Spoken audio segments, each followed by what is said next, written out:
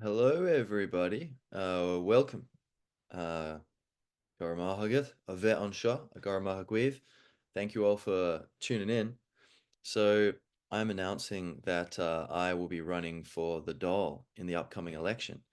They say allegedly it's going to be early next year, but more likely it's going to be late this year. So we're looking at 4 to 7 months from now or something. So I'm getting started.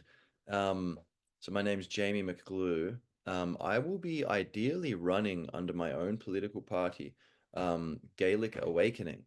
Um, However, we are not yet at the numbers to be registered officially, and that process, we'll see how long that takes. So, um, if not, then it will be as an independent.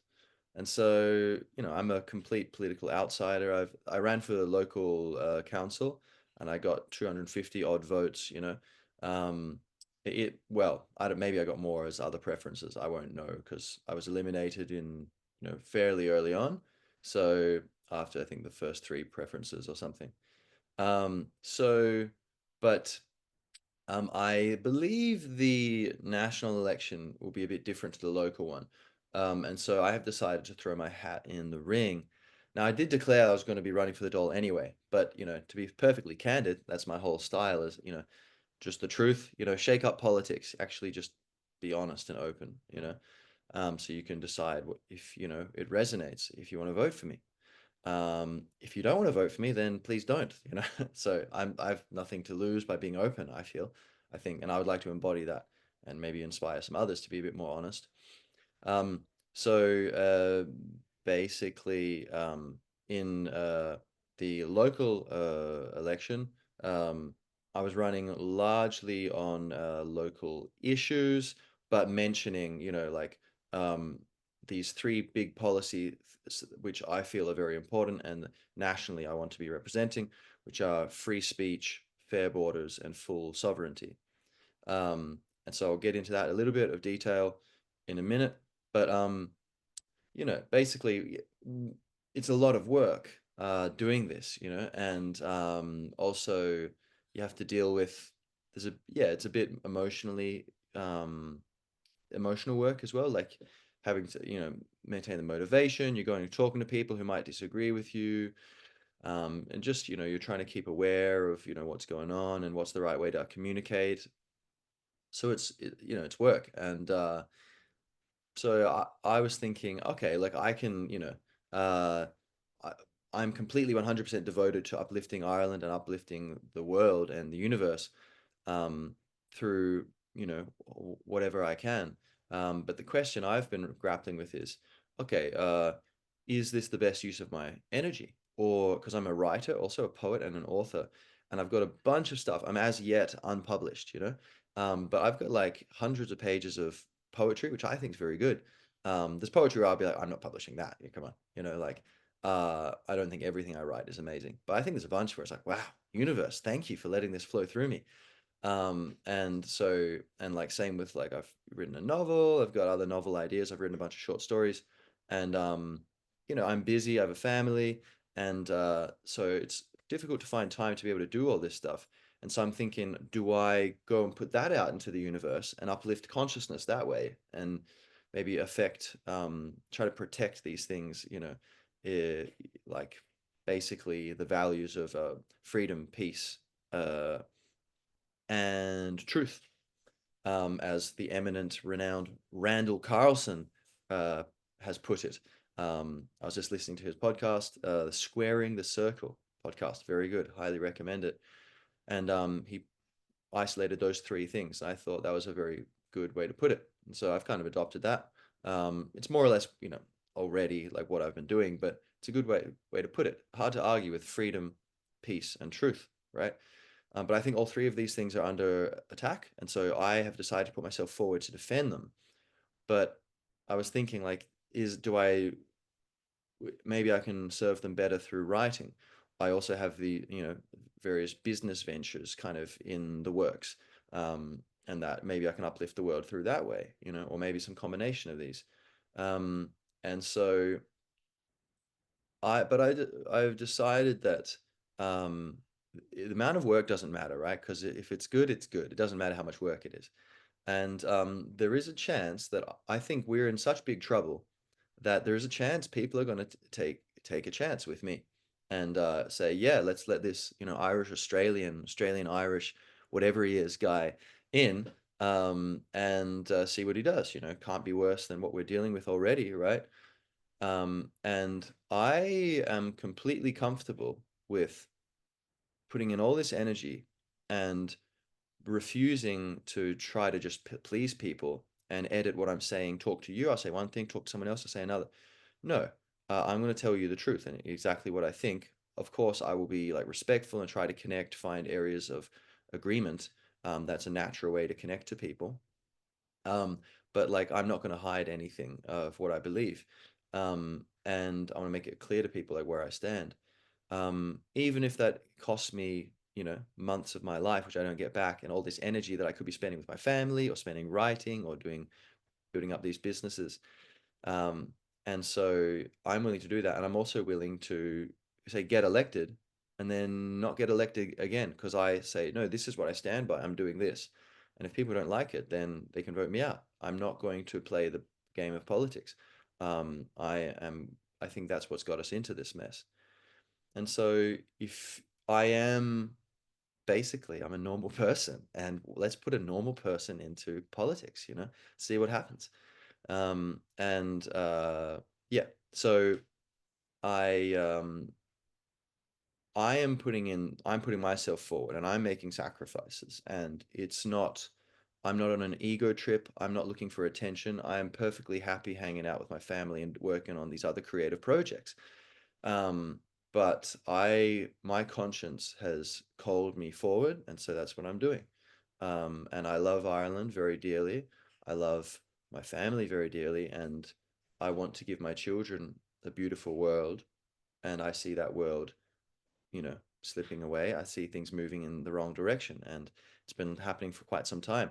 And so we need to course correct, and we need a spiritual awakening, Gaelic Awakening. If you go to www.gaelicawakening.ie, you'll see my whole manifesto kind of thing up there.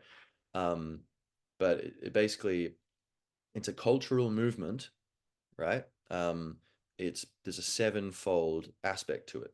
Political is just one of the seven aspects to this. Um, but the core of it is spiritual awakening, which, in a nutshell, realizing you're not in the universe, you are the universe. We're all branches on the one great tree.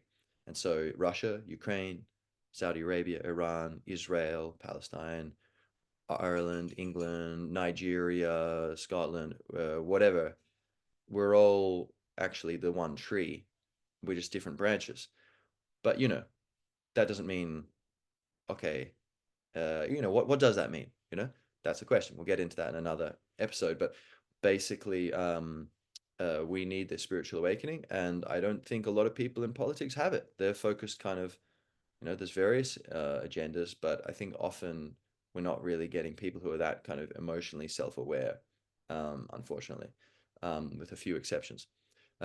So, but yeah, so I'm putting myself forward, right? And I am calling upon you, sir, and you, madam, to please help me. And so I need money and people. Pretty simple. I need money and people. If I can't get enough money to do this campaign, then I'll have to drop out. And so I'm gonna do my best, have a good crack at it, and but like I have various commitments, and if it's looking like this is completely impossible, then I will not continue. And so I'll be open about that. Uh, but if I can get a little bit of money to help, like I'm not rich, right? I don't have, incredible means. I'm able to provide for my family and I work very hard to do that. But I just don't have the means to be able to, print a bunch of flyers and put up posters. I was very fortunate. A very good friend of mine helped me out in the local election campaign, and I was able to raise awareness, make people think, maybe do some good to the neighborhood, and the area. Um, but ultimately, I didn't get elected. But that was crucial, these resources. And so I'm going to be putting for a lot of my campaign will be digital. What I'm hoping is that just by being interesting and unusual compared to the usual crowd, I'll be able to get attention on social media through like, all these different platforms. And, people, so if you can, yeah, spread the word, that would be amazing. So that's kind of a big part of, I think, just like JFK, he won through television. That was the big medium. And then Robert F. Kennedy Jr., who I love, if you think he's crazy, you've been lied to. You should check him out. RFK Jr., amazing. I think he's going to become president of the USA. It's a very tight race, but it's actually a three-way race: Biden, Trump, and RFK Jr. So if you're not aware of that, why aren't you aware of that? Someone is hiding information from you. And yeah, so you should go check that out. Robert F. Kennedy Jr., incredible. But he's using podcasts and to a very large extent to get through to people. And so I plan to do a similar thing using this modern digital technology to get through to people and circumvent the gatekeepers who are basically, bought and paid for by money or, ideology and sympathies with the establishment. And so, however, I do need posters and leaflets and this kind of thing. And so I need money and I need people. And so you can help me with this. So if you can help me, you can vote for me. You can uh, share, talk to people about me. You can share, my social media content, spread it, comment on it, like it, but especially spread it, share it to people, repost it. You can volunteer for me, and you can go hand out leaflets. You can go talk to people about me. Um, you can join me if you're interested in running. So I'll be running in Dublin Bay North, where I live. Um, and if you are interested in running, if you feel like, oh, for one thing, if there's someone in your area who's kind of running as an independent, you could tell them about me and suggest that they get in touch. Or if you're already running as independent, or you kind of think like, oh, there's no one running here, who am I going to vote for? Ask yourself, are you willing to run, right? And at a minimum, you need to pay the deposit, which you won't get back if you know, unless you get like a certain amount of the like half the quota or something. So like you have to be willing to accept that. But otherwise, you're just putting yourself forward. You're looking presentable, and you're talking to people, and you're putting. But videos online, going knocking on doors, da, da, da. It's not that complicated, really. So if you are willing to do that, and if you are willing to do the job, if you get elected, right, and just be honest, read, think things through, and try to serve people, you will be able to do better than most of the crowd in Leinster House, right? And so if you are interested in this, please reach out to me. info@gaelicawakening.ie. And we'll have a Zoom call. We'll talk to each other, run through the kind of platform, and if it seems like it resonates, of course, you become a member of the party, and that's a big way you can all help is join the party. If I get 300 members, then we're registered. I can get that ball rolling, and so that's very important. Or get your friends to get your nanny, whatever, But if you're interested in running, then we can talk things through. If it seems to make sense for both of us, then welcome aboard, and we do it, and you will have this intellectual foundation of, I've done all this stuff. I've got the website. You can go, here's the website, go look at it, read the things. It's well written. It's clear. I put a lot of time into it. And a certain kind of respectability in numbers, you're not alone there. You're part of a group who, are putting forth this position of love, truth, freedom, peace, So these are some ways, and then of course donating, right? And on the website you can see how to donate. And yeah, so now the what's wrong? Well, okay, freedom of speech is under attack. They're trying to bring through this hate speech bill. It's like, yeah, the government will decide what's hateful. Like, okay, what if hateful people get into government? That doesn't make much sense, does it? Doesn't it make more sense that we let the market, free and open marketplace of ideas and the natural function of social pressure, the same thing which would be voting in the politicians, right, and who are getting in the power over the hate speech, policing, let that function, just discuss stuff openly in society. Isn't that much healthier and safer?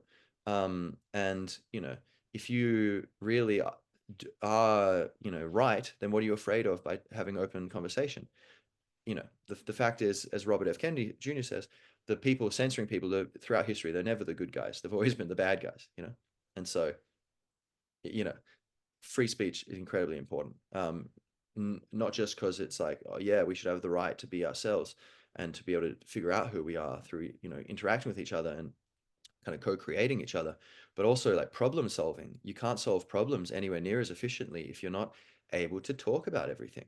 Um, Fair borders. So letting everyone into the country, that's ridiculous. No other country would allow that. Do you think China or like, the Congo or like Tanzania are gonna, yeah, let all these people from wherever come in? And the taxpayer is going to pay for them, even when the taxpayer is, getting crushed by inflation and, barely supported by their own government, and their own government's ignoring them, even when 75% of the people don't want, this or that. No, they wouldn't take that. And so we are being compassion and guilt is being weaponized against the Irish people because Céad Míle Fáilte, we're a very loving, kind, generosity and hospitality focused culture. And so that is being weaponized by people who are, trying to just gaslight us. But so, I feel very deeply for homeless people, even though I'm aware, a certain amount of that is caused by one's own karma and, your thinking and the way addictions, mental health problems. But there's also genuine misfortune, putting people on the streets. Um, so I feel for these people, but I'm not going to let homeless people into my house. That's not safe. You don't know who they are. I have my children. I would be in derelict of duty, and our government is in derelict of duty by letting all these, like people from all over the world into the country. It's like you can't do that. That's not fair, right? Um, a lot of the asylum seekers, some estimates say most of them, but definitely a very large number of them are just economic migrants. They're not migrants. They're not real asylum seekers. This is on the record. We know this now. And so they're getting free things coming in the country, like, we don't know, there's not adequate security vetting. So this is not safe. It's not fair. And it's incredibly insensitive given that Ireland has 800 years, 700, some would say, but, of kind of domination and conquest and repeopling. It's incredibly insensitive. We are victims of colonialism, and the people who are always a second away ready to jump to the underdog's cause and every other thing, they go, oh, these people are white and they're in Europe, so okay, who cares?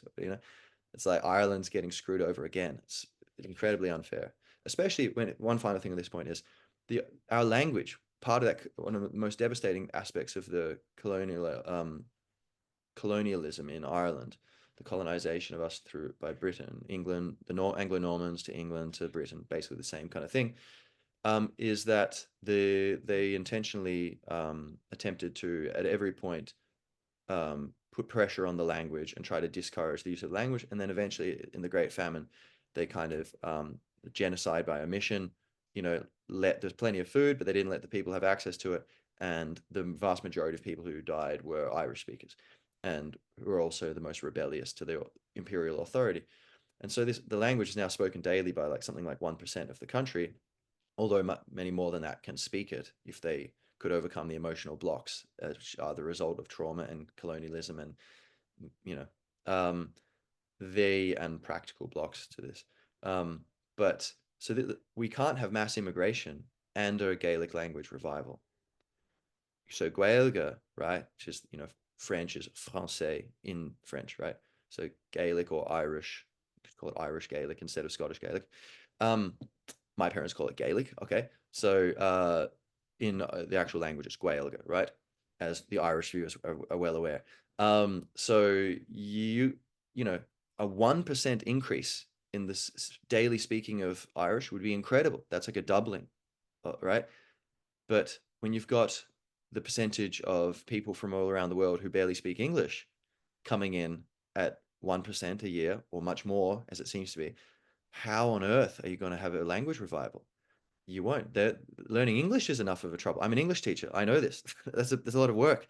They're not going to learn both. That's crazy. They might learn a smattering of couple focal, but you know, and so it's a question. What do you want? Do you want to rescue our ancestral language and all the beautiful culture and traditions which are held within that vessel? Or do you want to bring in a bunch of people who the local people, aren't inviting anyway, but someone who's aligned with some power players in Davos or something want to bring in for whatever reason? Um, what's it going to be, So finally, uh, sovereignty. So the WHO pandemic treaty, which the Irish government have, are devoted to um, bringing in, um, and like full disclosure, I'm not sure. Have we signed up to that, or is it just a preliminary step they agreed to? I'm not sure. It's the problem. There's so much to keep up with, and it's my job to do it now. Um, but look, I'm not perfect, but I'm honest. So you know, I still believe like you should vote for me more than someone who's very competent and they've got a bad heart, and they're working against your interest. I'm completely on board with freedom, justice, and balance, and I am aware of a lot of the details, but I'll be honest if some details slip my mind or I forget them. But in any case, they've either already voted for it or they're completely on board with voting for it, and it's going to give the power to commit, let's say, or declare lockdowns to the WHO, who did an absolute terrible job that ravaged the planet with their policies, absolutely awful, kind of dominating policies of the COVID era, and just completely anti-science, to completely against all the evidence of masks, the experimental injections, the whole thing of 6 feet apart or 2 meters, um, keeping people inside when vitamin D and fresh air, sunlight's the best disinfectant, like keeping us all locked up. It was just terrible, and they want to give that power to them.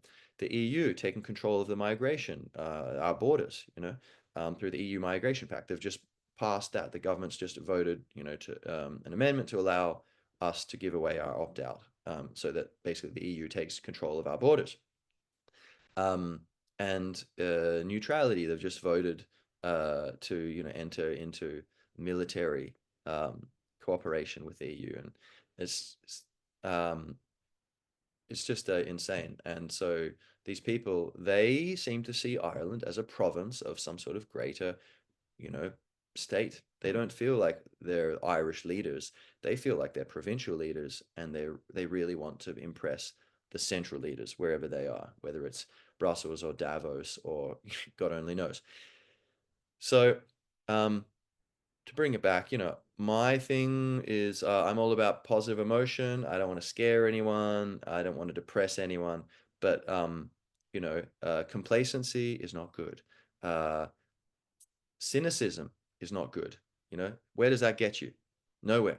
Doesn't help. Cynicism won't prevent real danger. Complacency won't prevent real danger.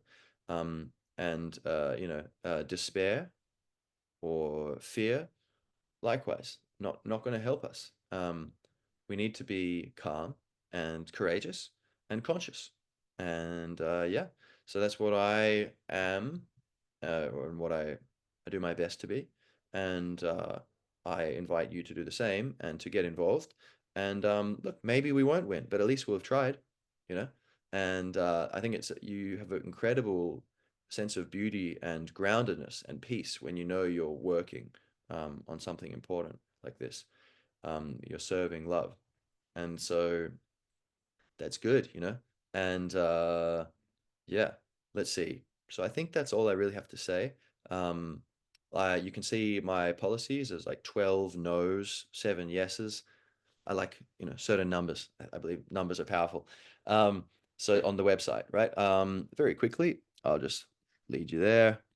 So GaelicAwakening.ie, free speech, fair borders, full sovereignty, what we want. And you can, no to the hate speech bill, no to using climate change to dismantle our economy and strip us of our freedoms. And you can see the dot points of, however much time you've got to go, you can get, that much detail, because it's kind of staggered, like, the main points and then the sub points, etc. And so the no's and the yeses, keep it simple. You can download certain documents there. Principles of purpose, that will take you to basically the kind of broader thing, not just political, but spiritual, emotional, intellectual, physical, uh, political, uh, economic, and cultural awakening. And so, you can see I've thought this through, right? Like this, I don't know how many people, in Leinster House, but they've got their, grand party stuff, but it just seems rather superficial that, I don't know, it doesn't seem like it's based on, what actually makes sense to them in their heart of hearts. It's more like they're trying to get somewhere and they're able to sacrifice what they really believe to that. And so I'm here to say, like, I just want someone to defend freedom, peace, and truth. And we don't need World War III. We don't need 1984. Um, and we don't need propaganda and just lies. And so help me, help you. Let's all help each other. All right. Much love. Go Míle Gach Bannacht. Is even them Shiv Marshin. Talk to you soon.